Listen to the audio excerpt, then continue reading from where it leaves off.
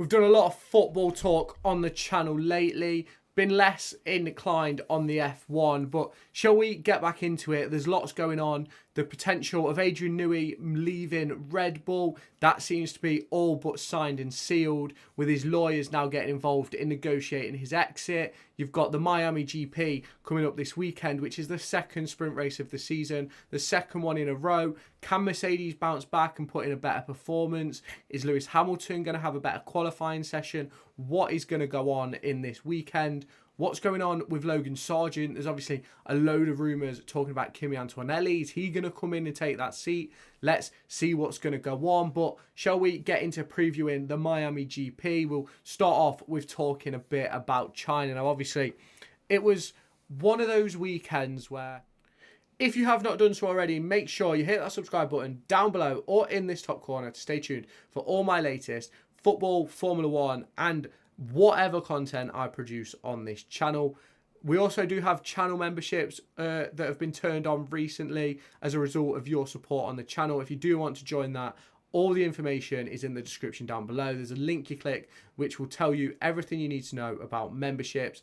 If you do choose to join, that is completely your decision and I will really appreciate it. So I'll let you now get back to the video. There's a lot of inevitability about what happened, and if you'd have said before the weekend that Max Verstappen would win both races, no one would have doubted it. If you said that Red Bull would have the best weekend out of everybody, no one would have doubted it. If you turned around and said that after China, Adrian Newey would be on the way out of Red Bull, you probably would have got some looks. But it's not that shocking to me.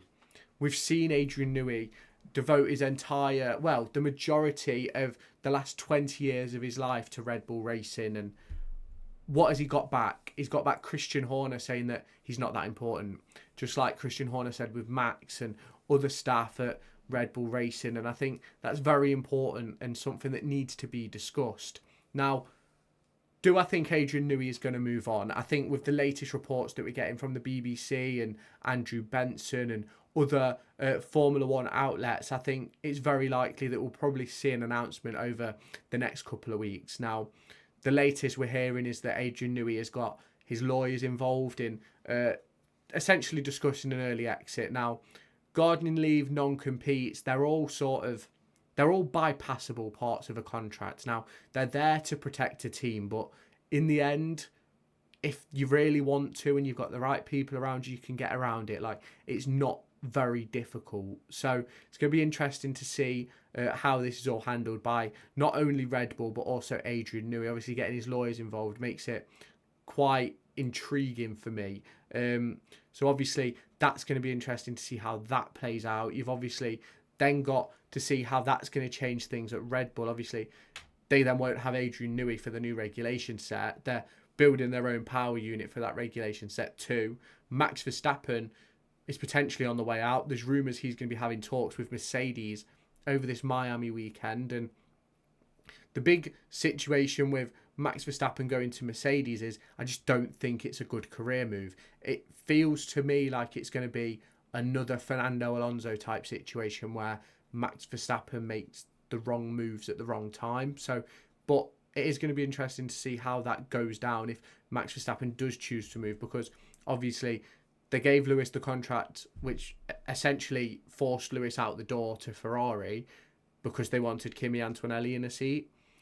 And now if they're doing whatever they can to get Max Verstappen, and where does that leave Kimi Antonelli? Because you'd think that George and Max would be sort of long-term drivers, at least 5, 6, maybe even 7 years. And Kimi Antonelli isn't going to want to spend that long in F2. Is not like, for me, I think Kimi Antonelli is crying out for an F1 seat. I'm not saying that he's put in performances capable of being in F1. I'm not saying that he's done that yet in Formula 2.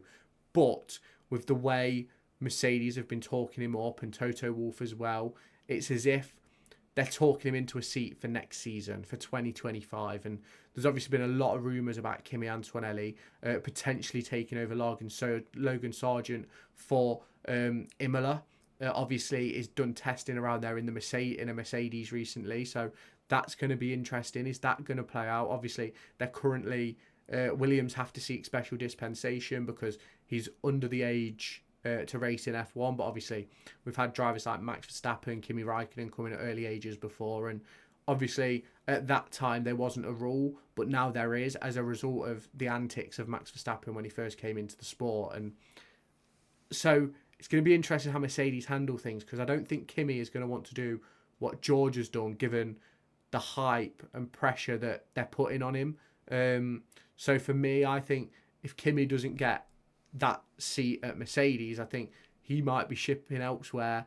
He might take the seat at Williams to sort of go, oh, I can do this, I can prove myself, sort of thing, in order to get himself a seat elsewhere. Obviously, you've got Ollie Behrman, his Formula 2 teammate, who, he's not down the pecking order at Ferrari, but obviously they've just brought in Lewis Hamilton on a 3-year deal. Essentially, it's a 2+1, I believe. So it'll obviously all depend on what goes on with the regulations and the change and stuff like that to what happens with Lewis Hamilton. But then you've obviously also got to sort of counteract that with, is Ollie Behrman going to want to spend time at Haas? Obviously, we know, I think he's got 6 FP1s coming up in Haas. Obviously, he's driven the Ferrari this season already. So Nico Hülkenberg's moved to Sauber for 2025, which was sort of an inevitability. It's now going to be interesting to see who gets that second seat. Will it be Bottas? Will it be Guan Yu Zhou? Will it be Carlos Sainz, who's another driver who's in the hat for that name? And there's even talk of potentially Kevin Magnussen. Obviously, there was one point where Mick Schumacher's name was in the hat and Sebastian Vettel, but they've been sort of quieting down a lot recently. Not sure whether it's an intentional thing or not, but obviously Nico Hülkenberg went from being sort of Haas's sort of main guy to Audi seat within a couple of weeks. So be interesting to see what Carlos Sainz does, because he's probably the one next in line for that seat. But obviously getting back to Miami, getting back to the sprint weekend, we all know what's going to happen before it even happens. Either Red Bull qualify on pole and win at a canter with Max Verstappen, or Max Verstappen has issues in qualifying, bottles pole position, and then just races through the field because his car's that much quicker than everybody else's. So ultimately, everybody knows Max Verstappen's going to win. So the big question is, who's going to finish second? If it's not Sergio Perez, he needs to move aside. Chuck Liam Lawson in the seat, whatever. Like, I want some... for me, realistically, I want some competition in that second Red Bull seat, but it's not going to happen. We know it's not going to happen. We need to stop talking about it, really, because we know that Christian Horner's not asked about competition. He just wants to win, and the way he's doing things at the minute gives them the best opportunity to win. Now, where are Ferrari going to be? Because obviously they weren't necessarily in the position they wanted to be in. And obviously they got sort of swallowed up with that final stint with Charles Leclerc in China. Obviously Lando Norris was able to hold on for P2, but Charles just wasn't able to hold on for P3. Obviously Sergio Perez in a rocket ship should have finished P2, didn't, cooked his tyres. It's one of those things. I'm hoping for a much better Hamilton performance. I'm hoping he doesn't do the things he's been doing with setups. I think it's about time he stops doing it. Just go with what's working. Just go with what works. Stop trying to find the silver bullet. But the problem is, I can't actually see him trying to stop finding the silver bullet, because that's the sort of person he is. He wants to win. He doesn't want to finish 6th. He doesn't want to finish 5th. He wants to be on that top step of the podium, and he had a feeling of being in the lead of a race for 9 laps in the sprint, and obviously that's going to put him in a position where he's like, I need to be back at the front. And obviously he knows he's going to potentially get that opportunity with Ferrari next year, if not in 2026. Obviously with the Adrian Newey news and the potential for him to go to Ferrari, that's going to be very, very interesting what happens there, because imagine a Ferrari engine with an Adrian Newey built car. Like, it could be like ridiculous. It could be ridiculously dominant. But the problem we're going to have there is another problem which Max Verstappen will never face in his own team, is competition. Lewis and Charles will compete with each other, and the big thing that we have to see about Ferrari when that move does transpire is who is going to be Ferrari's lead.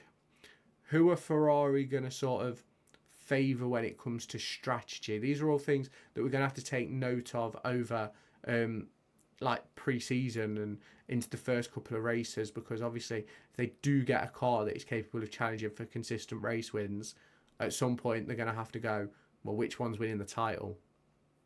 Because that's how it works. And obviously you can say you give the drivers equal situations and they'll pull through, but you never really get equal situations. You can't send them both out on the track at the same time. You can't give them the same pit lap or anything like that, because if they're on top of each other, you're sort of not going to be able to make the stops, are you? So it's going to be interesting to see how things transpire with that move to Ferrari. Obviously, this weekend, obviously, you've got qualifying on Friday. I believe it's 9:30 till about 10:30 on UK time. Then you've obviously got the sprint race 5 till 6 on Saturday. Then you've got the second qualifying session for the main race at 9 till 10, and then the race at 9 o'clock UK time on the 5th of May. And it's going to be an intriguing race weekend. I can't say I'm a massive fan of all these races in America. I think there's 3, maybe 4. Now, I'm not particularly bothered about this circuit. I'm not particularly bothered about many circuits, to be honest. I think we've got a lot of circuits that just don't really have any sort of character. Like, there's a lot of street circuits now, and I'm not really a fan of street circuits because the current cars that we have don't work well around street circuits. Obviously, they're still quick. They still put in good lap times. They can still have fairly decent races, but they're too big, they're too wide, they're too heavy. And that's not going to change. Obviously, I know 2026 are about shortening the cars and things like that, but the cars are going to be not really much lighter. So it's going to be interesting to see what happens with that. So there's a lot going on in Formula One. The biggest story is obviously Adrian Newey, the potential for Max to be leaving Red Bull. But is any of it going to happen? Let me know your thoughts down in the comments. If you haven't done so already, make sure you hit that subscribe button. We'll be back on Friday evening, really late. It'll be a late one, probably a 11:30 upload, talking about the sprint qualifying, heading into the sprint race. So do make sure you stay tuned to the channel for that. Hitting that subscribe button, like the video, share it with all of your friends that are Formula One fans, and I will catch you in my next video. Make sure to go and find me on TikTok, pictured here, and Twitter, pictured here.